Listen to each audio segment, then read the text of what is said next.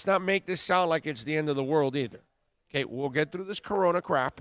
We will attack this virus. Come together. We will beat this thing down. All right, we'll eliminate it. We'll eliminate the threat.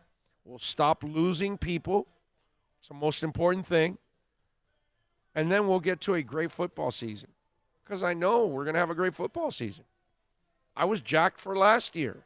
And it ended up on an awesome high at 5-4 in the last 9 and beating the Patriots. And I'm even more jacked about this coming season. So the coronavirus is not good. And I told you guys yesterday, I think our team has an advantage here. I think our team is one of those teams that's going to go into this draft and going to kick ass. And they're going to be better prepared than most because they've got better scouts than most of the top. Remember, we had a cap guy leading our football team for a few years in Mike Tannenbaum. A cap guy, a numbers guy. These are football people now that we've got leading the franchise. We'll be fine.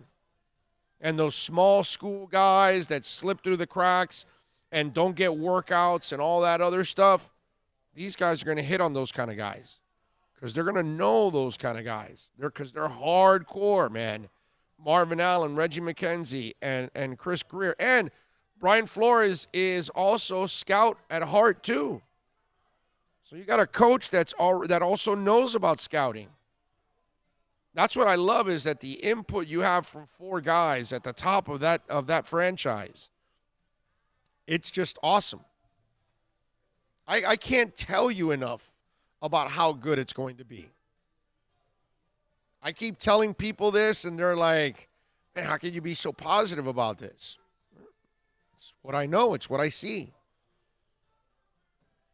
You know, it's the same thing as me telling you, Sperano's not the guy or Joe Philbin. And early on, when those kind of people take over, I'm telling you these aren't the guys.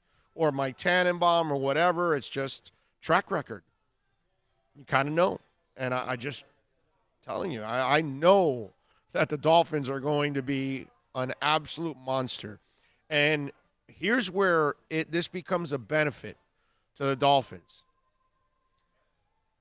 When the draft is done and a bunch of guys slip through the cracks from smaller schools or backups in big schools, those are the other guys that slip.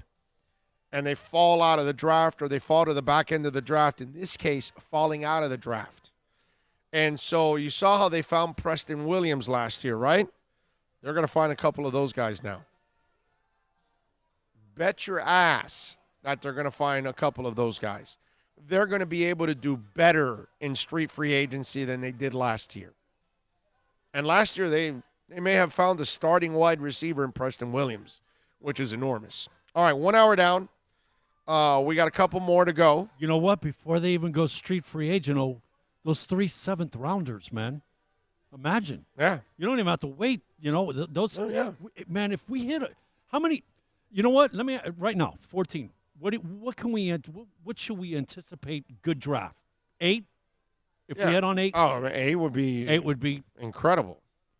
Incredible. But based on what we've been doing, how we, you know what I mean? I think they will. And our front I think office, they're going to hit. Is it safe? Like, we should figure we're going to hit on 8 and we're going to be happy. Yeah.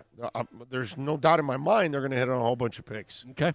But I'm different. I have more faith now in the Dolphins than I ever have.